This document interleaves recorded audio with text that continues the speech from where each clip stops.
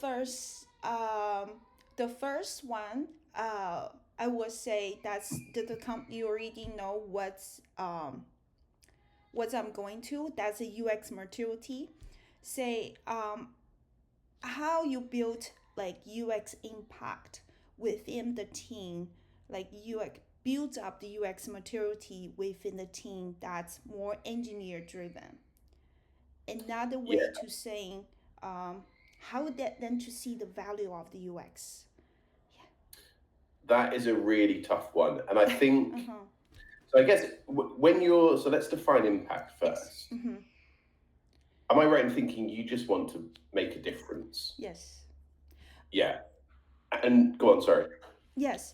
Rather say making different what I thinking because they already working very closely with product manager and developer, and as the UX, how can we make a small step because we make a different or make improvement something. Um, Big impact at the beginning, probably too much change for them. So I was Yeah, yeah. thinking how to collaborate together smoothly from your experience, anything. Yes. Cool. So, yeah, I think definitely if they're low on the maturity scale, Uh huh. it's right. It's going to be a bit of a journey. Mm-hmm. All impacts are best. I'm going to assume or guess you're maybe being given problems. No, sorry, being given solutions rather than problems, as Okay. tends to happen in those places. So it'll be like, hey, can you add in Google login to the flow? Is that a fair assumption that they're giving you solutions more than problems?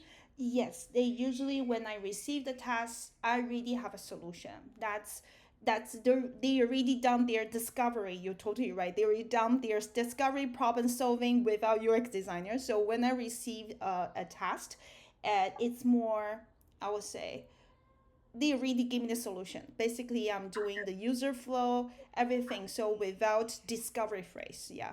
Mm-hmm. Yeah, so it's make the screens basically. Yeah, Yes. cool. So yeah, I've definitely experienced this in some places, and I think I've also worked places where I do more of something, and basically, the way I'm. Do you have a product owner? Do you work with a product Yes. owner at all? Yes. Yes. We do. Yes. Cool.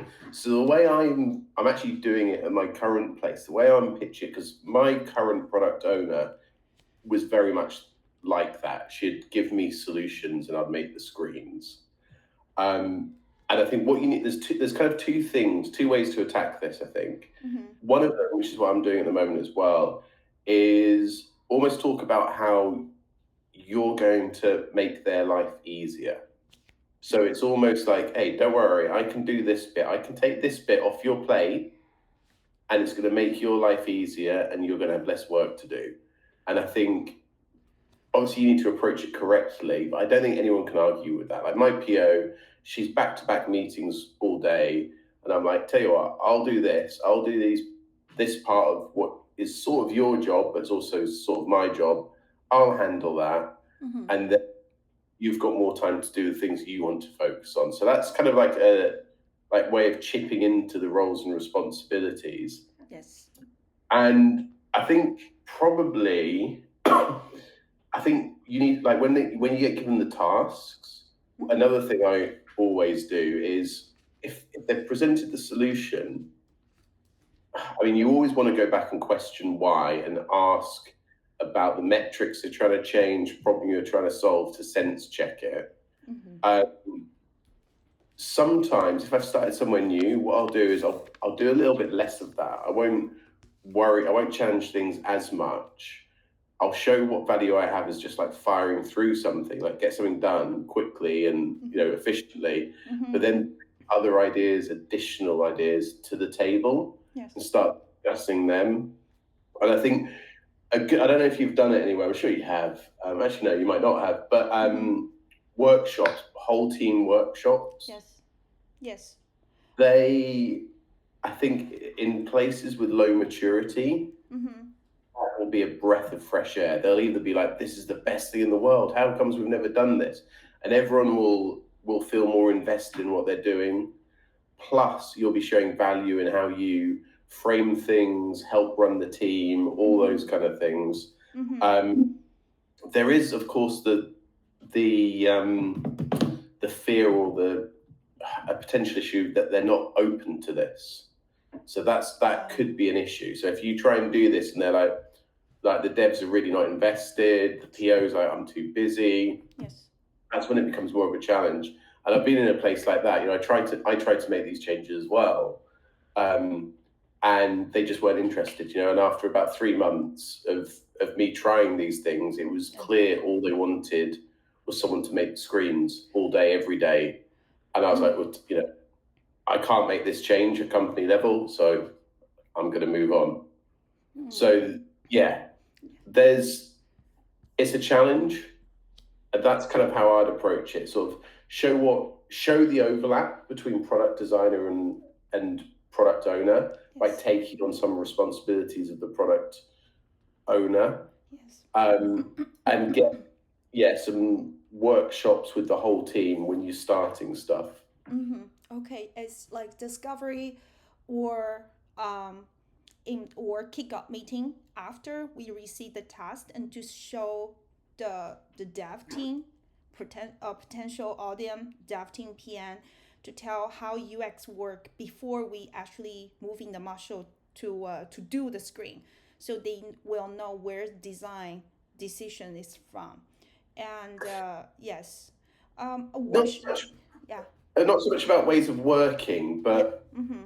like I think it's always like you accept you've been given a solution Uh-huh. and be like cool, but then you're like, but then make sure you push for the problem.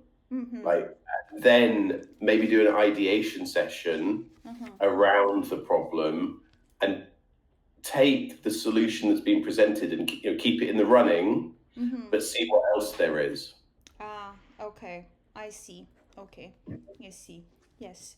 And how regarding for let's say we already done the workshop to show them um we solved the problem based all the UX process ideation everything, how your pushback or take advice from dev, like just saying on the workshop we propose a solution.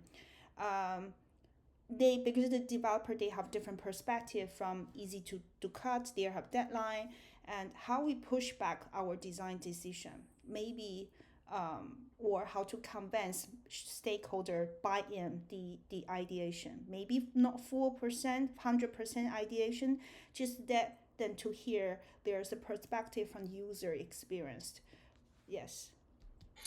Right. So if I understand right, you're Mm-hmm. asking how to get buy-in when you're Yes. being challenged on Yes. things. Mm-hmm. I think the best way, Uh-huh. and it's almost a default easy answer, is back it up with some evidence. Some evidence. Okay. So it could be, I don't know if you've got any, and honestly, it could be people worry too much about like testing or research being like done by a scientist in a lab.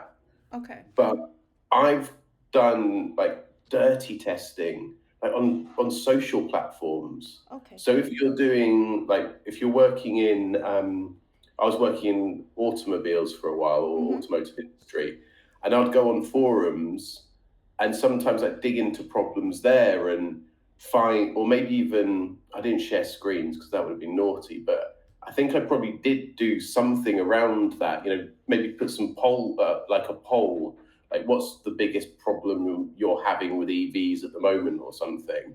And Mm-hmm. then you just get that little bit, it takes it away from being about I think or you think. And Mm-hmm. it's like, I suspect, we suspected this, or I suspected this. So I sense checked it somewhere. And yeah, like 8 people said this was a problem. So if there's 8 people saying it's a problem, maybe there's more people saying it's a problem. Yes, exactly. Yes. So Okay. yeah, don't be afraid of quick and dirty research. Okay. Yes, exactly. Can I ask deeper for I'm very interested about quick dirty like user interview or survey. What's more efficient? way for you?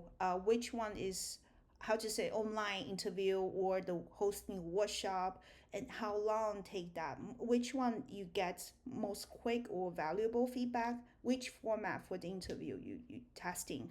Oh, Mm-hmm.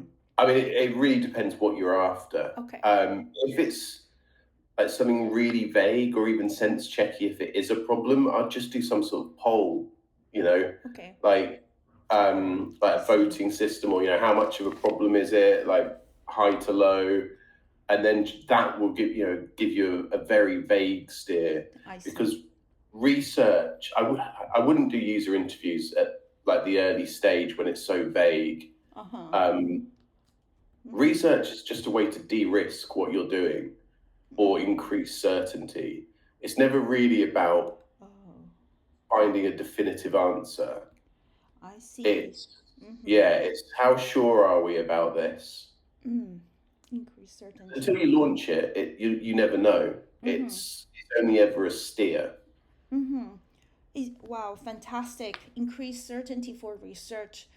How about in product discovery phase, which is we can do with the PM? Uh, um, is that the good stage? We do a user interview.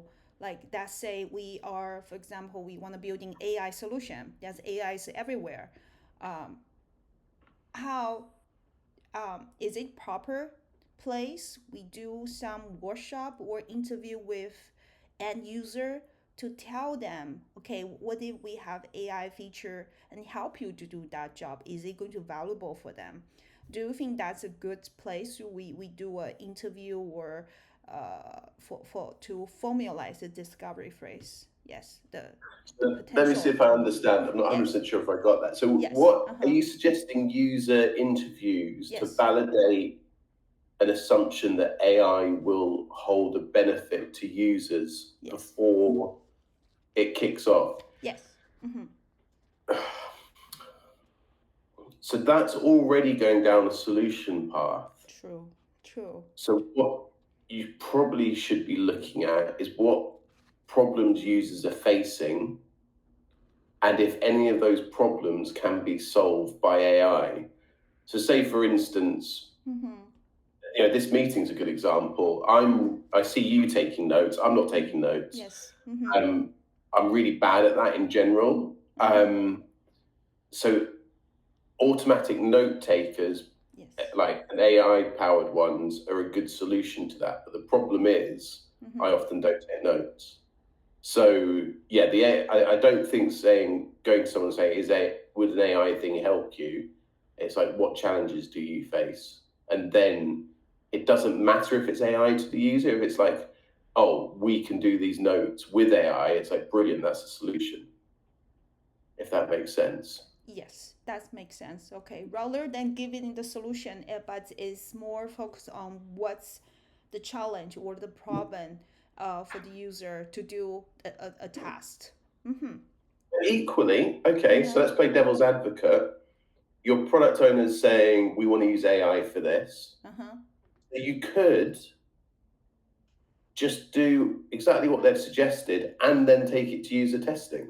Because what you'd get then, you wouldn't be testing obviously, like finding out what the problem they're trying to solve is, but you would get a gauge on their reaction to the solution. Mm-hmm. That could be part, in a way, it's almost like getting something out early Mm-hmm. to get in front of people to see if it does start solving their problems. So yeah, I mean, yeah, I think with a lot of this, there isn't Mm-hmm. a definitive right way. It's Mm-hmm. Mm-hmm. trying to learn and what you're trying to de-risk. Mm-hmm. Okay. Okay. Sure. I see where I make mistake about for that. That's a user interview, because I was talking consistently and showing the screen what we can do, and then I directly asked them, "Is it the right solution?" That's a mistake, biggest mistake as a, I would say not junior, but it's just start to enter the mid level of a designer. I make mistake. I should give the user power like usability task and let them to click a screen, ask them what you're expecting from next. So ask them to speak up for that. So that's the one mistake I Yeah, Yeah. Well, I'd like Uh-huh. to think I've done a decent amount of user testing, and I Uh-huh. really like maybe about 7 years ago, I wasn't very good Uh-huh. at it. Uh-huh.